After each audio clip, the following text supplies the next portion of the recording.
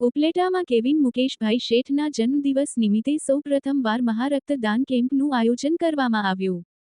રાજકોટ જિલ્લાના ઉપલેટા ખાતે પહેલીવાર શેઠ પરિવાર દ્વારા પુત્રના જન્મદિવસ નિમિત્તે એક રક્તદાન કેમ્પનું આયોજન કરી લોકોને નવી રાહ બતાવી છે. હાલના સમયમાં દરેક લોકો જન્મદિવસ કે કોઈ સારા પ્રસંગો પર મોટી પાર્ટીઓનું આયોજન કરી લાખો રૂપિયાનો વેફડાટ કરતા હોય છે, ત્યારે આજે ઉપલેટા ખાતે શેઠ પરિવાર દ્વારા સૌપ્રથમવાર પુત્ર કેવિન મુકેશભાઈ શેઠના જન્મદિવસ નિમિત્તે થેલેસેમિયાગ્રસ્ત બાળકો અને સગર્ભા મહિલાઓ માટે બ્લડની ઉણપ પૂરી કરવા માટેનો વિચાર કરી એક મહારક્તદાન કેમ્પનું આયોજન કરવામાં આવ્યું હતું, જેમાં Upleta court hospital, taluka health office, Saurashtra Sarvodaya trust, chambers of commerce સહિત વિવિધ સંસ્થાઓના સહયોગથી આ કાર્યક્રમને સફળ બનાવી વધુમાં વધુ બ્લડ એકત્રિત કરી રાજકોટ સિવિલ હોસ્પિટલ ખાતે પહોંચાડવામાં આવ્યું હતું અને સાથે અન્ય સમાજને પણ આવા શુભ અવસર પર સેવાકીય આયોજનો કરી લોકોની મદદ કરવા પ્રેરણા આપી હતી. વિપુલ ધામેચા, ન્યૂઝ 14, ઉપલેટા.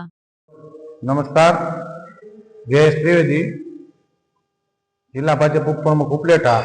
આજરોજ મારા મિત્ર કેવિન મુકેશભાઈ શેઠના જન્મદિવસ નિમિત્તે મને આ શુભ અવસર ઉપર આવવાનો મોકો મળ્યો, ત્યારે જાણવા મળ્યું કે જે થેલેસેમિયા રોગથી પીડાય છે બાળકો, તે બ્લડના એક ટીપા માટે હંમેશા ખૂબ જ તડપતા હોય છે. ત્યારે મુકેશભાઈ શેઠ પરિવાર દ્વારા જે બ્લડ ડોનેશન કેમ્પનું આયોજન થયું, ત્યાં ખૂબ જ સમાજ ઉપયોગી કાર્ય થયું છે. આ કાર્યમાં નગરપાલિકા, જૈન જાગૃતિ સેન્ટરના હોદ્દેદારો, ઉપલેટાના સામાજિક અગ્રણીઓ, સિદ્ધનાથ ટ્રસ્ટ, ગણપતિ ટ્રસ્ટ, કૃષ્ણા યુવક મંડળ, દરેક હોદ્દેદારો હાજર રહ્યા અને આ તબક્કે તમામ પત્રકારશ્રીઓ પણ હાજર રહ્યા અને ખાસ તો રક્તદાતાઓનો અમે ખૂબ આભાર માનીએ છીએ કે જે નાના બાળકો જે થેલેસેમિયા પીડાય છે તેઓને રક્ત આપી અને એક સમાજમાં ખૂબ જ ઉમદા કાર્ય કર્યું છે.